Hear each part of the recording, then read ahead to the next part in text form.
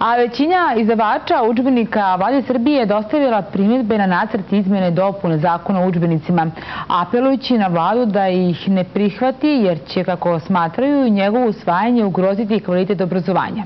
Gost emisije Srbija online je gospođa Gordana Knežević-Orlić, generalna direktorka izdavačke kuće Klet, kao i član radne grupe koja je radila na ostvaranju zakona o udžbenicima. Dobar dan i dobrodošli. Dobar dan, hvala što ste me pozvali. Vi ste pozvali Ministarstvo prosvete i nauke da povuče nacrt izmjene i dopune zakona o udžbenicima kojima se, kako navodite, ugrožava kvalitet obrazovanja u Srbiji. Na što ste konkretno mislili i u čemu je vaša zamerka na izmjene i dopune zakona? Zamerka je bila naša, a juče je održana sednica Nacionalnog prosvetnog saveta i Nacionalni prosvetni savet kao najviše telo u Srbiji koje se bavi prosvetom je jednoglasno odbacio taj nacrt izmjene i dopune zakona.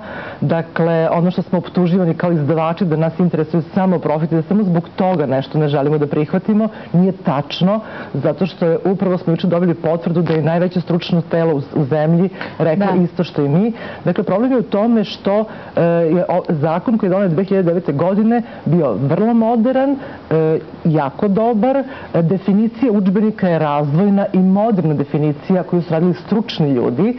Nažalost, ove izmene i dopune menjaju definiciju udžbenika potpuno, dovodeći do retrogradne definicije i nestručne definicije.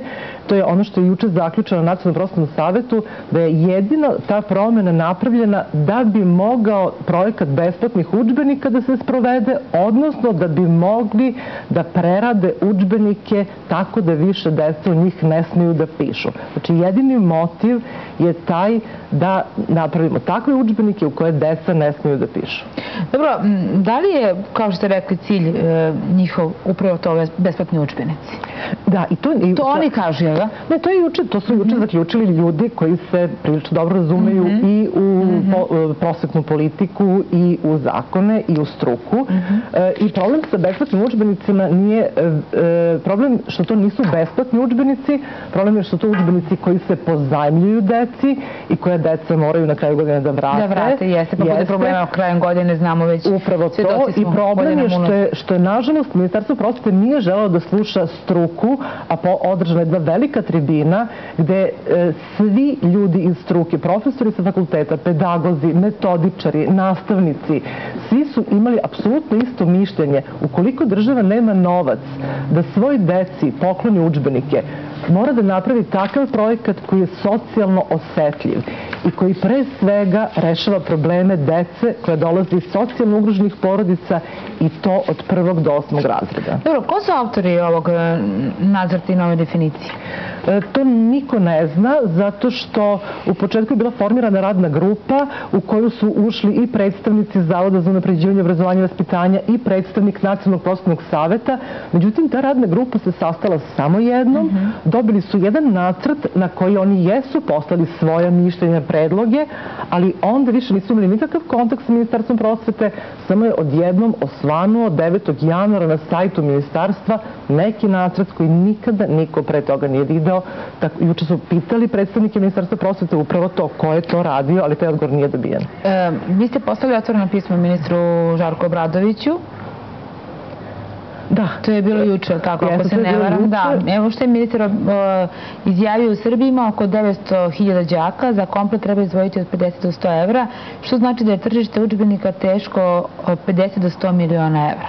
Da, i ono što sam ja pitala gospodina ministra, da li on zna koliko je teško napraviti jedan udžbenik, da njegove kolege, profesori sa fakulteta, predmetni nastavnici, pišu jedan udžbenik po 2 godine. Ja nikada nisam čula ministra poljoprivrede da kaže da je tržište hleba teško toliko i toliko stotina miliona evra, već upravo naprotiv, Ministarstvo poljoprivrede sve radi da bi dobilo subvencije, pomoći, sve ono što je potrebno da se dobije što raznovrsnija ponuda, a nisu rekli u Srbiji hleb mora da košta 20 dinara i ne sme niko da pravi ni jedan koji je drugačiji i skuplji. To je ono što, nažalost, Ministarstvo prosvete pokušava da uradi, da kaže da udžbenik može da bude samo takav da se u njega ne piše a to je potpuno suprotno onom što je savremena nauka o učenju govori. Što znači ovo? Kome ovo ide u korist? Neke izdavačke kuće su se bunile da postoji veliki broj izdavačkih kuća koje radi udžbenike za osnovne i srednje škole. Znate kako, nisu to neke izdavačke kuće, to je dolazilo do državnog izdavača, ta kritika, koji je 50 godina bio monopolista, i meni je potpuno razumno da kad je neko navikao da 50 godina je sam na tržištu, da radi potpuno šta hoće, pa onda uđe u situaciju gde ima konkurenciju, to je veoma teško, ali je isto teško i nama koji smo pre 10 godina počeli da radimo to isto. Mislim da je konkurencija zdrava, nama to uopšte ne smeta, važno je praviti što bolje udžbenike, što bolje dodatne nastavne materijale i kvalitet uvek pobeđuje. Da li mislite da ovaj nacrt zakona, to je izmjena i dopuna nacrta zakona, ima veze možda sa tim delom? Meni se ne čini da je to da duva sa te strane, da kažem, pošto u tim izmenama i dopunama nema ništa što bi u stvari na neki... Da, postoji jedan član koji daje suviše ingerencija ministru prosvete i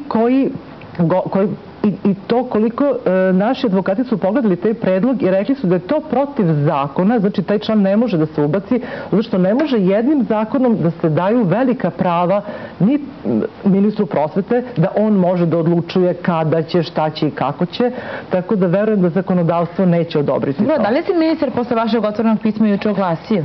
Nažalost, ministar prosvete se nije oglasio, ali ovo nije prvi put, bilo je već puno pokušaja za komunikaciju,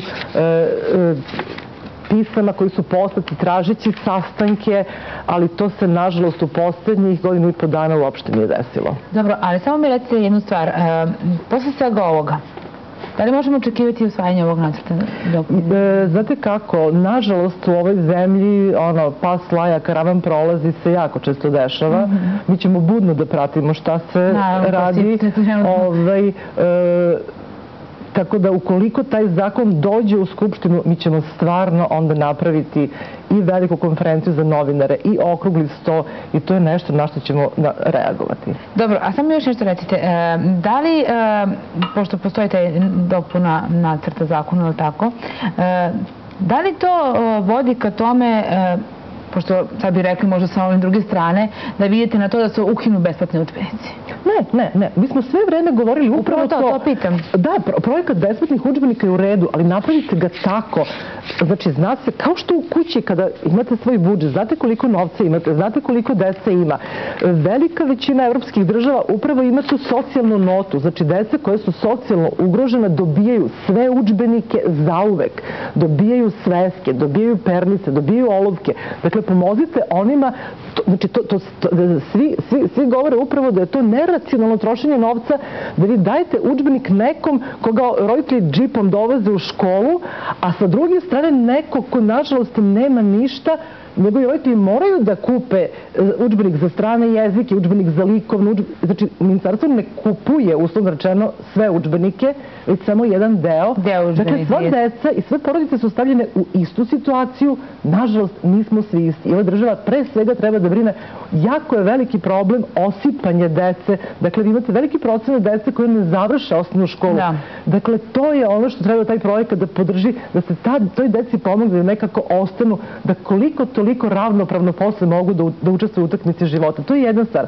Druga stvar je, upravo zbog toga što država nema novca, a ne znam zašto ne želi da napravi ovakav jedan racionalan projekat, oni uništavaju kvalitet udžbenika.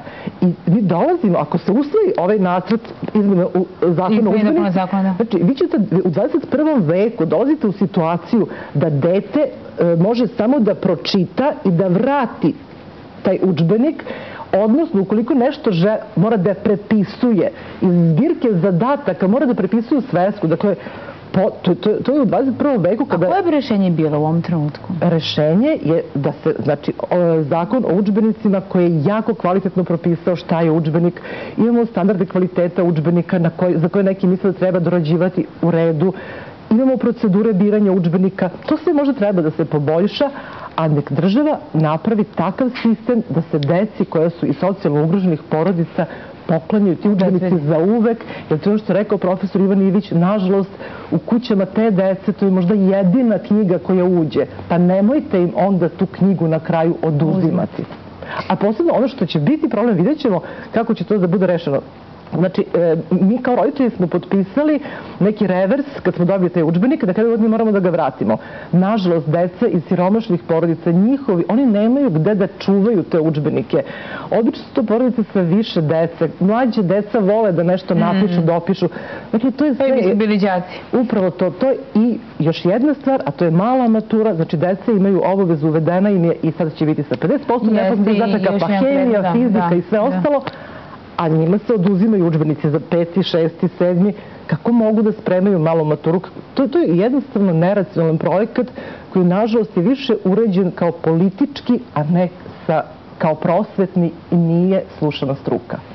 Gospođo Gordana, hvala vam puno. Što ste bili gost emisije Srbija Online, naravno pratit ćemo što se dešava po pitanju novog nacrta zakona o udžbenicima. Hvala.